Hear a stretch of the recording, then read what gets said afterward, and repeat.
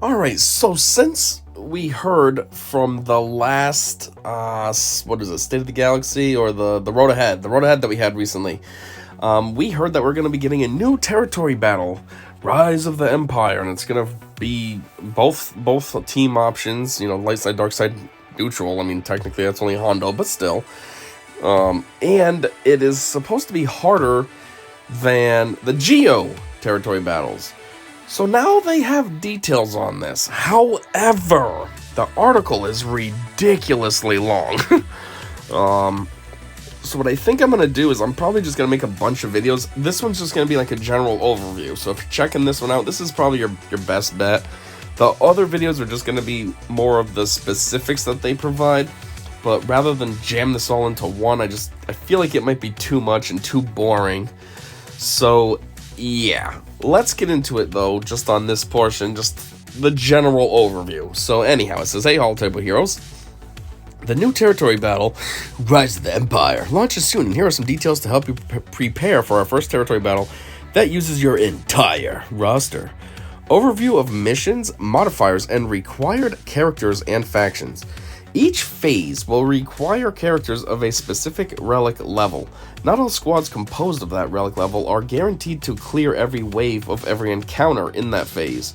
Even squads and characters over the minimum relic level may find certain encounters or planetary modifiers insurmountable due to the nature of the battle. Well, that's complete nonsense. You're gonna put you need to be a specific relic level, but then that's possibly not even good enough? That's ridiculous.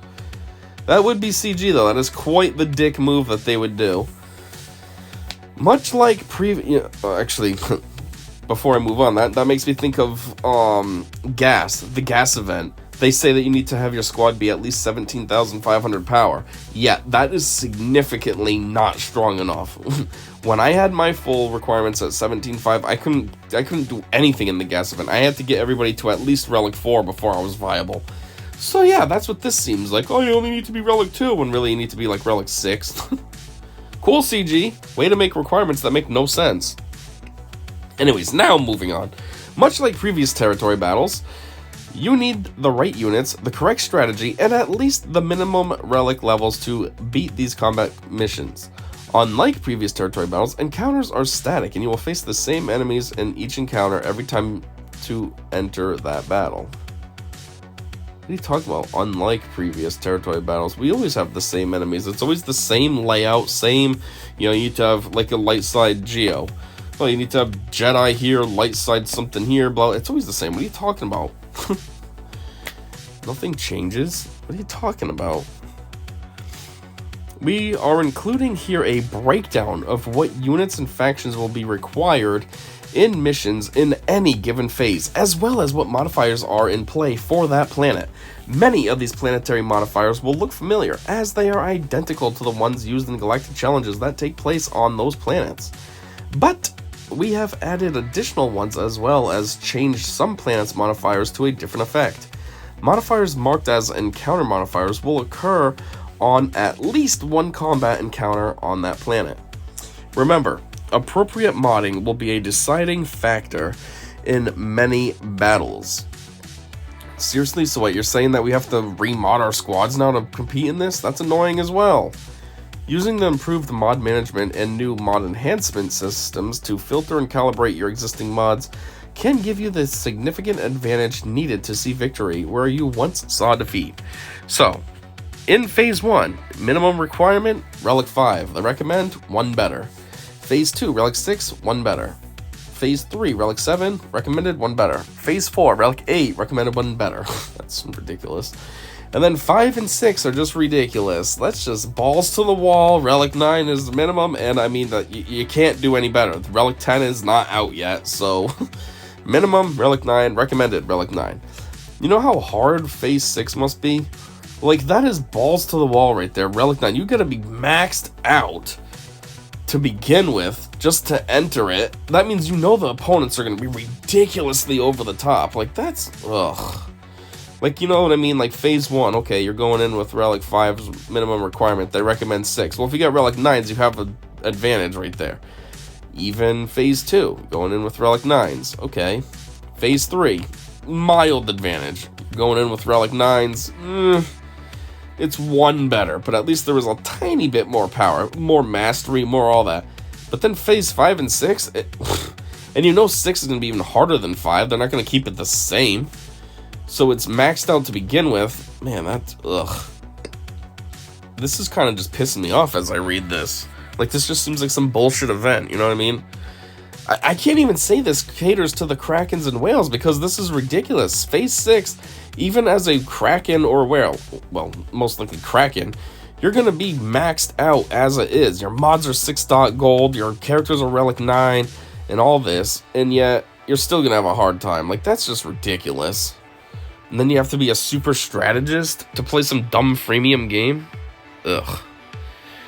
Note, recommended relic levels should be used as a rough guideline.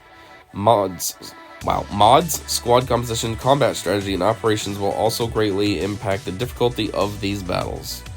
Note, minimum requirements are for combat missions and operations, but not deployment. What the hell? So what does that mean? That you can deploy anything? You could be like Relic 2 and get that deployed, you just can't use it? Or maybe. That's, yeah, I think that's how it goes now, right? I don't know. Anyways, now we're going to skip a whole bunch of stuff because this is a ton of things that I can make separate videos with, I guess. Keep it going, keep it going. Yep, there's even more stuff here. Alright, what I wanted to get to was this. Rewards. So rewards for Get 3. What does that mean?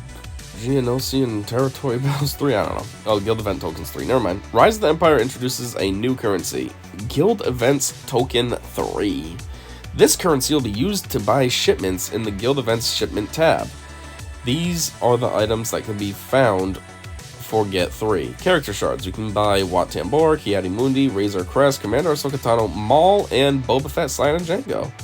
So those bottom 3 are pretty cool, and Ki-Adi-Mundi. Wat Tambor would be cool, but for me, yeah, I already have him, so I'm not worried about it.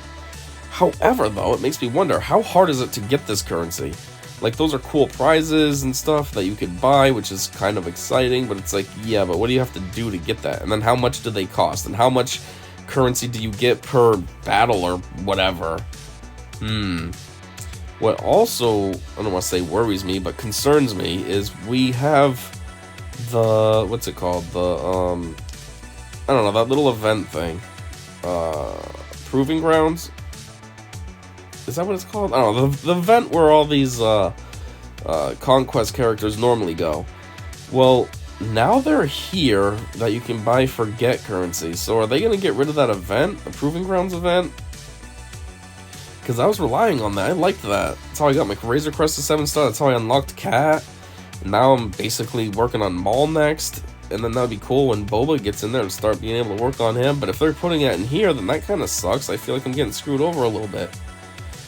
Anyways, materials. 1 Omicron material. This will be in weekly shipments.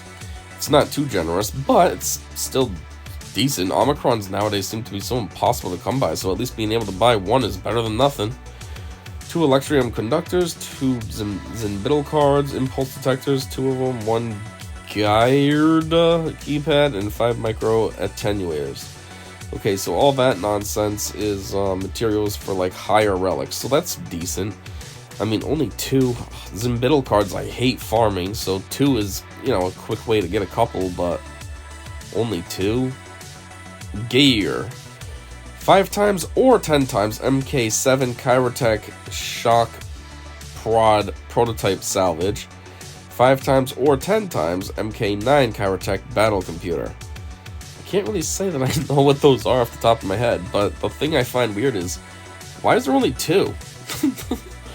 There's only 2 gear options? Like, that better be some good stuff then. I mean, the MK9's making me think that it's, you know, wow. It's making me think that it's an advanced piece. So hopefully that one's worth it. But what's the other one? Or are these the things that you need? Oh, I know what this is. Yeah, this is the regular Kyrotech. Okay, I know what it is now. It's those stupid new pieces. Well, newer pieces that all newer characters need. Like, right now, I'm gated trying to beef up my, what's his name, Jedi Master Kenobi, because he needs 2 of those. So far I've gotten 1, but I'm still farming for the other ones. That's what that is. Okay. Yeah, so that's good stuff. 10 times, that'd be kind of nice. Anyhow, older territory battle reward adjustments. As we mentioned in the previous Road Ahead, lower star rewards for older territory battles were going to be increased to help lower galactic power players catch up, particularly on the Hoth territory battles. Star rewards below 30 on light side Geonosis, 27 on dark side Geonosis, and 42 on Hoth, light and dark side, will be increased to a higher quality gear chest. I mean, it says star rewards below 30 on light side Geonosis. Light side Geonosis is ridiculously hard. Like, I don't think my guild ever gets very much higher than 21, so I guess we're always under 30. As far as dark side, though, that was much easier. We get to like 32. We come super close to maxing that out. Anyway, the lower the star reward tier, the greater the increase in rewards. Well, duh. So now, like, the worst box is still the worst, but in comparison, it's going to be significantly better. Conversely, star rewards just below each cutoff were only slightly increased, or in some cases, unchanged. Yeah, I would imagine that.